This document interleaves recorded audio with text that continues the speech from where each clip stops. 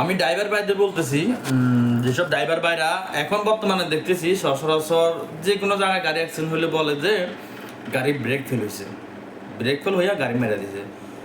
যখন গাড়ি একটা গাড়ি যখন ব্রেক ফেল হয়, যদি কোনো শহরের মধ্যে জামজট এলাকা বা সামনে জ্যাম আছে এরকম এলাকা হইলে ঠিক আছে, গাড়ির ব্রেক ফেল হইলে দুই একটা গাড়ির ক্ষয়ক্ষতি হবে বা হতে পারে, এটা স্বাভাবিক।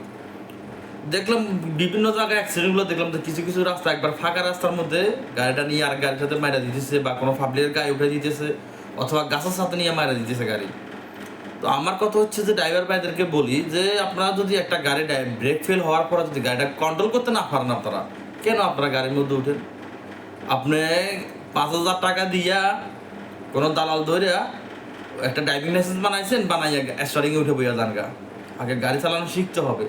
আপনার গাড়ি একটা ব্রেক ফেল হয়েছে, আপনার গাড়িটা যদি কন্ট্রোল করতে না পারেন ফাঁকা রাস্তায়, তাহলে আপনার গাড়ি কিসের গাড়ি চালাবেন? আপনি কি ড্রাইভার হলেন? তা আপনার অভিজ্ঞতা নাই, কিন্তু আপনি গাড়িতে উঠেন, গাড়িতে উঠিয়ে আপনার নিজের কোম্পানির গাড়িটা ক্ষতি করেন, সামনে থাকা অন্য গাড়িগুলো ক্ষতি করেন, মানুষের জানমালের ক্ষতি করেন। তো ভাই আপনি না পারলে গাড়ি তো দরকার নেই।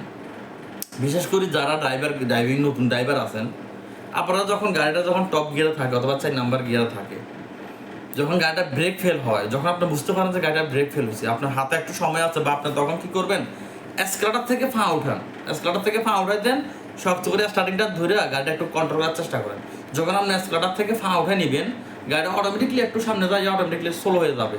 কারণ এসকেলেটর চাপ দিলে গাড়ি জোরে চলে, এসকেলেটর সাইডে দিলে গাড়ি স্লো হয়ে যায়। গাড়িটা যখন একটু স্লো হবে, আপনার গাড়িটা যদি 4 নাম্বার গিয়ারে থাকে, আপনি ব্রেক ফেল হয়েছে, ক্লাস তো আর ফেল হয় নাই, আপনি কী করবেন, ক্লাস করে গাড়িটা 4 নম্বর গিয়ার থেকে 2 নম্বর গিয়ারে মারা যান। যখন গাড়ি একটু স্লো হবে, এসকেলেটর সাইডে দিলে গাড়ি স্লো হয়ে যাবে।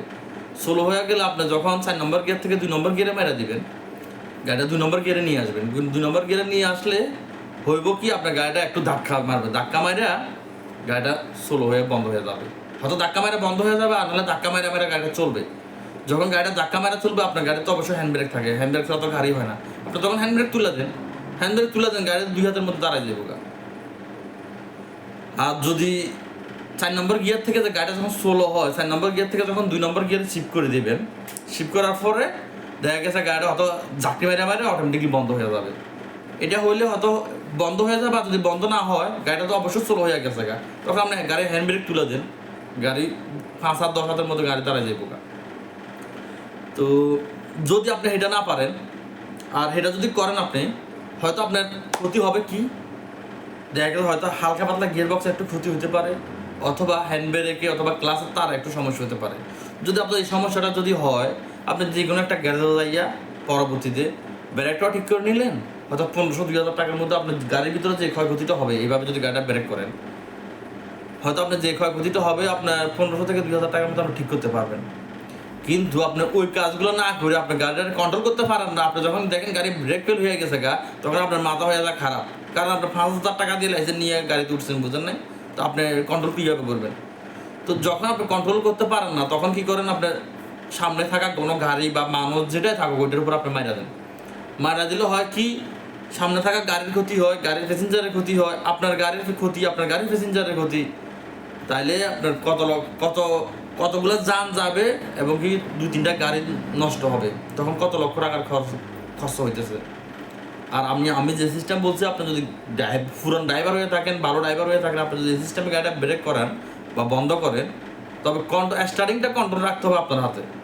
যদি এইভাবে যদি গাড়িটা ব্রেক করেন বা কন্ট্রোল করেন, হাইস্ট হয়তো আপনার 1500-2000 টাকা হয়তো খরচ হইতে পারে আপনার গাড়িতে টুকটাক যদি কোনো ক্ষয়ক্ষতি হয়, ব্রেকে বা গিয়ার বক্সে অথবা ক্লাসের তারে, হ্যান্ড ব্রেকে, এই ধরনের কোনো যদি ক্ষয়ক্ষতিও হয়, আপনার 1500-2000 টাকার মধ্যে ঠিক করে নিতে পারবেন।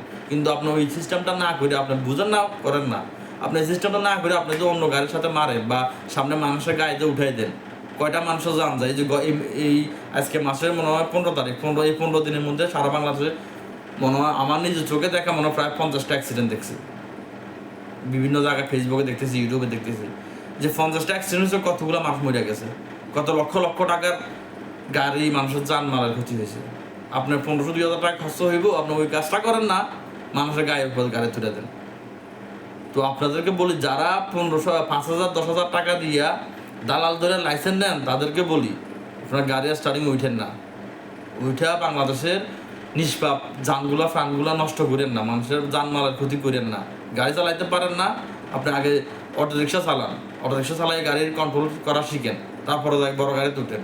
আর নাহলে কোনো একটা গাড়ির মধ্যে আপনার 2 বছর হেল্পারি করেন, তারপরে আপনি গাড়ি চালান, তাহলে আপনি গাড়ি চালাতে পারবেন।